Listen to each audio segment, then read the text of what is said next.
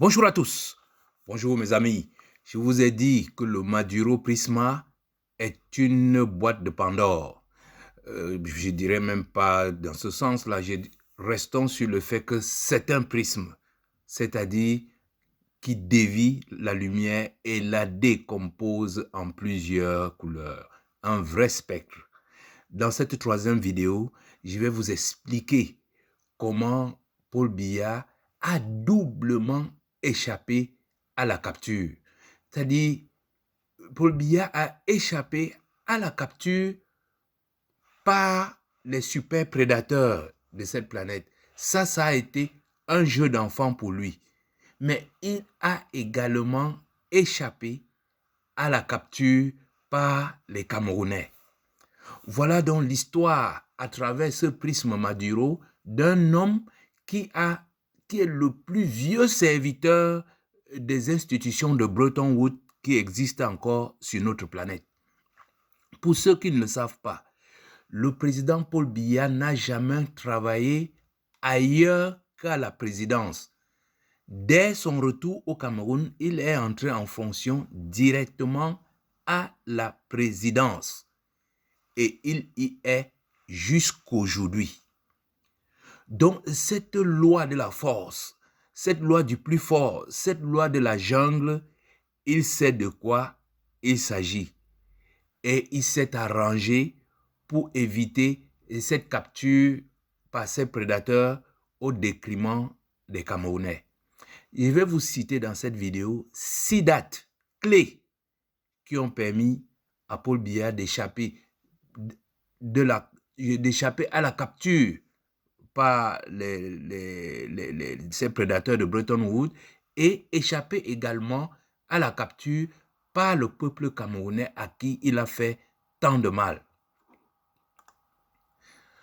Donc, il y a beaucoup de gens qui disent « Ouais, après Maduro, ce sera Paul Biya. » Mais pour quelle raison? Il n'y a pas photo. Je vous ai dit dans la vidéo précédente que le président Paul Biya était un serviteur de cette... Il est l'un des leurs. Donc, de ce côté-là, c'est impossible. Le danger vient plutôt du peuple camerounais. Voici donc les 6 dates. Premièrement, 6 novembre 1982. Le président Paul Biya a donné toutes les garanties à la France et aux institutions de Bretton Woods qu'il va faire l'affaire. Donc, il a passé tout le temps à espionner tous les faits et gestes du président Ahidjo et il savait exactement comment il va faire chuter le Boeing camerounais. 6 novembre 1982, Paul Biya entre à la présidence de la République. Mais avant ça, il a travaillé pendant des années à la présidence, occupant tous les postes jusqu'au poste de Premier ministre.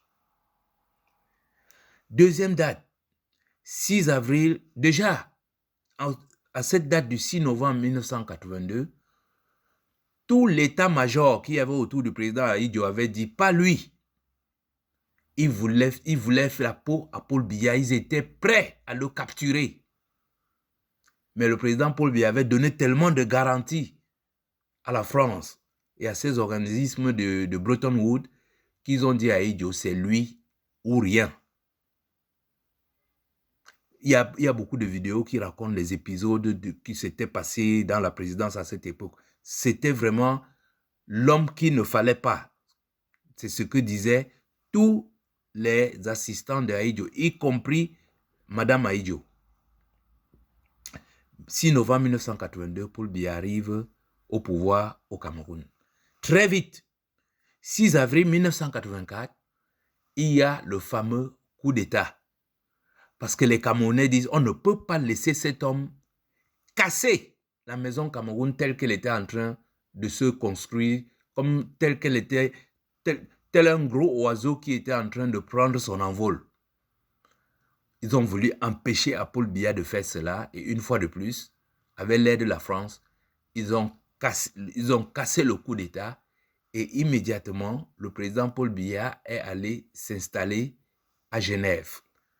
Je vous ai dit dans la vidéo précédente qu'un président pouvait être assassiné très facilement, un président pouvait être capturé facilement dans son pays. Avec son installation à Genève, où, je dis, il est installé à Genève depuis 1982 avec femmes et enfants. Il ne vient au Cameroun que de temps en temps. C'est pour ça que vous voyez les arrivées de Paul Biya au Cameroun, mais il y a tout un fanfare pour l'accueillir, comme si c'était un président étranger qui visitait un autre pays. Troisième date, 20 mai 1988, 2 ans après son installation à Genève, Paul Biya va entraîner le Cameroun au FMI contre l'avis de tous les économistes camerounais, dont l'un sera d'ailleurs tué, le plus éminent, Tchindian Pomi. Paul Biya mène le Cameroun au FMI, alors que le Cameroun n'avait rien à voir au FMI. Une garantie supplémentaire à ces organismes de Bretton Woods qu'ils avaient fait le bon choix. Quatrième date, octobre 2010. À partir de octobre 2010, l'Union africaine, la plupart des organisations africaines commencent à remarquer que cet homme-là, tout ce qu'on dit ici, est immédiatement exploité par les organismes de Bretton Woods. On commence à l'isoler. Et lui aussi, pris de peur, surtout par rapport à la réaction de l'opposition au Cameroun, s'interdit de partir à ces réunions. Il ne participera à aucune réunion de l'Union africaine, même quand il était président de l'Union africaine, il n'a pas assisté aux réunions. C'est ainsi qu'il a échappé, une fois de plus, à une opération de capture qui aurait pu s'opérer au sein de ces organismes. Cinquième date, 28 juillet 2014. Cette date semble ne pas dire beaucoup de choses aux Camerounais, aux Africains.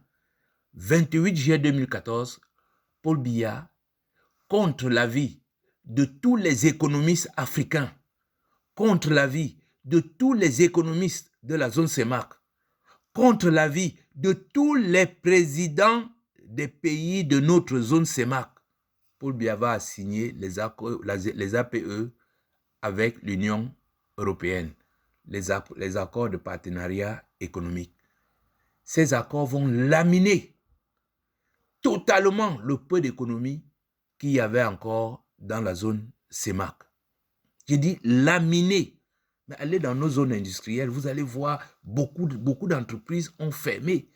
Nos pays fonctionnent tout simplement comme de vrais compteurs coloniaux. Quand vous voyez un homme d'affaires au Cameroun ou bien en Afrique centrale, c'est un commerçant. Tout l'outil de production est démantelé, cassé.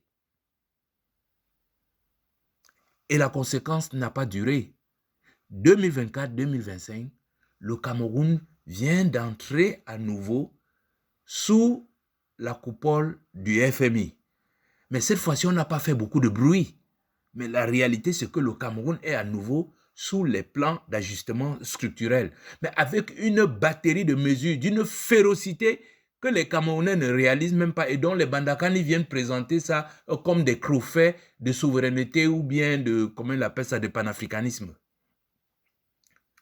Au Cameroun, des entités multiformes de Bretton Woods viennent construire des péages sur des pistes, sur des routes qui n'existent pas. Et les Camerounais payent ces péages-là, puisque le FMI est là pour récupérer leur argent et leurs données. Vous avez vu ça dans quel pays? Des péages alors qu'il n'y a pas de route. Deuxième opération critique de ces opérations du FMI, mais vous avez cette fameuse nationalisation de, comment ils appellent ça, du port, nationalisation de Eneo, etc. Mais je dis aux Camerounais, il faudrait que les économistes vous expliquent ça. La réalité est très simple. Ces sociétés qui avaient été vendues à ces opérateurs de Bretton Woods ont mis en place des systèmes où les Camerounais payent les factures d'électricité sans avoir d'électricité. Ils payent des factures d'eau sans avoir de l'eau. Ils payent la route sans avoir la route. Ils payent les soins de santé sans avoir les soins de santé.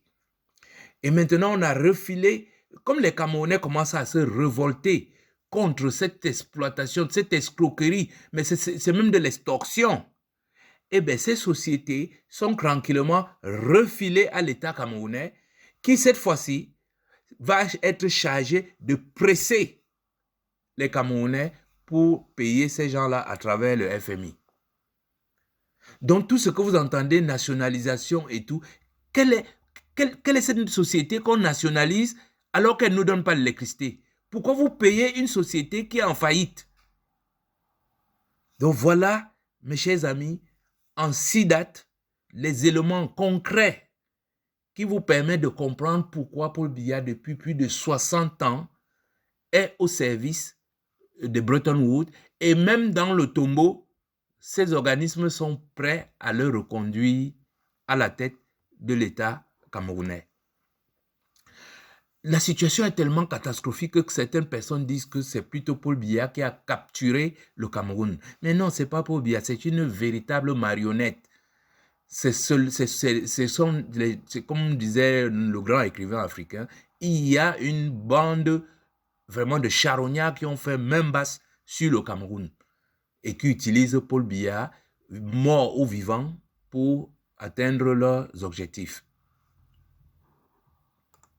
Donc, pour finir, à ceux qui disent « After Maduro, Paul Biya is the next », je leur dis « Oubliez ça. Oui, peut-être qu'après Maduro, Paul Biya sera le next, mais pas du côté des prédateurs. Ce qui va enlever Paul Biya, ce qui va capturer Paul Biya, c'est soit le peuple camerounais, soit la mort. Mais quand on regarde le tableau de bord, dans les deux cas, le dossier est en train d'avancer. Avec Chiroma, le peuple va capturer Paul Biya.